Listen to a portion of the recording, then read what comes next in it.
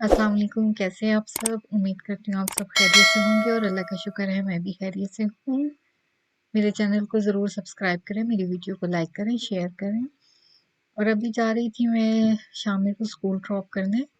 परीज़ा बेचारी अभी सोकर उठी थी, उतने में मियाँ साहब की कॉल आ गई कि जनाब फटाफट से जाके शामिर को स्कूल ड्रॉप कर दो क्योंकि गाड़ी का टायर पंचर हो गया और हिफ्ज़ा भी लेट हो गई है, उसको भी आके ले जाना। मैंने कहा चले मैं पहले शामिर को ड्रॉप करती हूँ ताकि एक बच्चा लेट हो ना, दो तो ना हो। इसको मैंने छोड़ा और परी बेचारी को बिस्तर में से जैसे भी निकाला वैसे ही उसको जूते पहनाए और जैकेट पहनाई और लेके भागी क्योंकि देर हो रही थी। मैं तो वेट कर रही थी कि ये आ जाएंगे हिफ्ज़ा और हाजिक को छोड़ के, लेकिन जनाब टायर पंचर हो गया जिसकी वजह से मुझे जाना पड़ा इनको लेके और सुबह सुबह से ही हमारी दौड़ लगी है।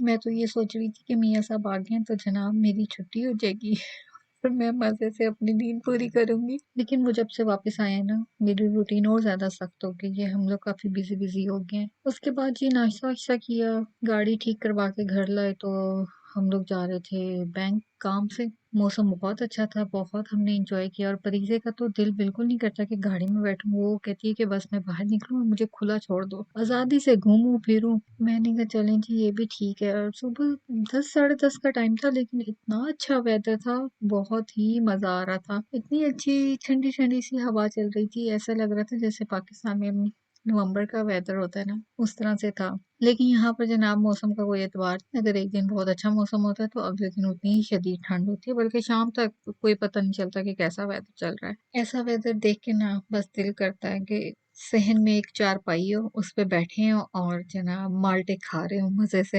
लेकिन यहाँ के तो माल्टे भी मुझे अच्छे नहीं लगते, इतने छोटे-छोटे और अजीब से होते हैं ना। अगर पाकिस्तान से आए हुए माल्टे लेकर आए ना तो फिर वो खाने का मज़ा आता है। यहाँ वालों का तो मुझे बिल्कुल कोई टेस्ट ही नहीं लगता, बहुत ही अजीब से होते हैं। उसके बाद जनाब हम टाउन पहुंचे, हमने कहा चलो जी जो एक दो काम है वो निपटा लें बैंक के, लेकिन बैंक का तो खैर काम हुआ नहीं। मैंने कहा चलें सुबह-सुबह ऐसे ही चक्कर ही लगा है हमारा। परी के साथ जाना बहुत मुश्किल लगता है मुझे, परी को लेके जाना, उसकी 100 चीज़ें उठाना, कभी खाने का टाइम है, कभी कुछ और वो बेचारी भी सुबह जल्दी उठ गई तो नींद से भी डिस्टर्ब थी। उसको बहुत ज़्यादा नींद आई हुई थी, बैंक में तंग भी हो रही थी, कभी मैं उसको वॉक कराती थी, कभी कुछ और यहाँ पर इसको देखें ज़रा ऐसे गिरी पड़ी है कि बस यहीं पर सो जाएगी। क्योंकि बेचारी की सुबह नींद उसकी डिस्टर्ब हो गई क्योंकि शामिर को स्कूल ड्रॉप करना पड़ गया मुझे, वरना मुझे यही होता है कि चलें जी ये सोती रहे और अपनी नींद पूरी कर ले। और उसके बाद जनाब यहाँ से मैं गुजर रही थी तो मैंने देखा एक लड़का यहाँ खड़ा जनाब सुबह सुबह गाने गा रहा था। मैंने कहा ये भी ठीक है, लोग अपना नाश्ता भी इंजॉय कर रहे थे और साथ साथ उसका गाना भी सुन रहे थे। और उसके बाद जब मैं यहाँ से गुजरी तो ये फ्लावर आर्टिफिशियल थे लेकिन बहुत प्यारे लग रहे थे, दूर से देख के बिल्कुल ऐसा लग रहा था कि फ्रेश है। घर पहुंच गए हम और घर आते ही परी को दिया मैंने फीडर क्योंकि वो बहुत डिस्टर्ब थी, मियाँ साहब ने करना था थोड़ा सा काम और ये उनको तंग कर रही थी। उन्होंने मुझे कहा कि तुम इसको अब ऊपर ले जाओ, इसको सुला दो। मैंने कहा चलो जी। और वो बेचारी खुद भी बड़ी तंग थी, मुझे इशारे कर रही थी कि जल्दी ऊपर आए। बेड पे हम पहुंच गए, जैसे सुबह हमने बेड छोड़ा था वैसे ही हम तकरीबन 12-1 बजे बेड पे दोबारा आ गए। क्योंकि सुबह उठ के 1 मिनट का टाइम नहीं होता कि इसको पहले सेट किया जाए, इसलिए जनाब भागे फटाफट और आए और उसके बाद हमने सोचा कि चलो जी अब इसको भी सेट करते हैं, परी को सुलाते हैं। और पता नहीं वो कौन से अजीम लोग हैं जो बाथरूम जाने से पहले अपना बेड सेट करके जाते हैं। हमारा तो बस चले तो सारा दिन ऐसे ही पड़ा रहे। नहीं ऐसी बात नहीं है, मुझे खुद बेड की चादर जो है वो बहुत बुरी लगती है, अगर जरा सी भी खराब हुई हो तो मेरी कोशिश होती है कि जब परी और सोकर उठ गई है तो उसके बाद मैं इसको सेट कर लूं ताकि कमरे की कुछ हालत सही हो जाए, कुछ देखने में कुछ अच्छा लगे। उसके बाद जी मैंने मेलन काटा, मैंने कहा चलो जी अब थोड़ा सा खाते हैं। दोपहर के खाने में तो अभी टाइम था, बच्चों के भी आने में टाइम था। मैंने कहा चलो जनाब इसको काटते हैं और खाते हैं। उसके बाद मैं बना रही थी चिकन दही वाला, इसको मैंने पहले मसाला लगा के ना कुछ दिन पहले फ्रीज कर दिया था। शायद मैंने वो वीडियो भी डाली होगी इसकी जब मैं इसको मैरिनेट कर रही थी। और मैंने कहा चलो जी किसी दिन जब दिल करेगा तो फटाफट से निकालूंगी और बना लूंगी क्योंकि इतना मुश्किल तो है नहीं। मैरिनेशन तो पहले से हुई हुई थी, बस मैंने थोड़ा सा पानी डाला है डेगची में और चिकन निकाल के उसमें रख दिया। मैंने कहा ये है कि नीचे से लगे नहीं और आराम से हल्की आंच पे पड़ा रहा तो वो ताकि खुल भी जाए इजीली। अगर मैं इसको सा जोर जबरदस्ती करूंगी तो ये यकीनन टूट जाएगा। और इसमें मैंने जब ये चिकन अच्छे से खुल गया तो फिर मैंने 2 मीडियम साइज की प्याज इसके अंदर डाली हैं और इसको बिल्कुल हल्की आंच पे रखा ताकि प्याज भी अच्छे से गल जाएं और खाते हुए मुंह में ना आए। जब भी मैं कुकिंग की वीडियो बना रही होती हूँ ना तो शामिर को बहुत शौक है कि मैं चीजें ऐड करता हूँ, उसमें डालता हूँ, आप मेरी वीडियो बनाए।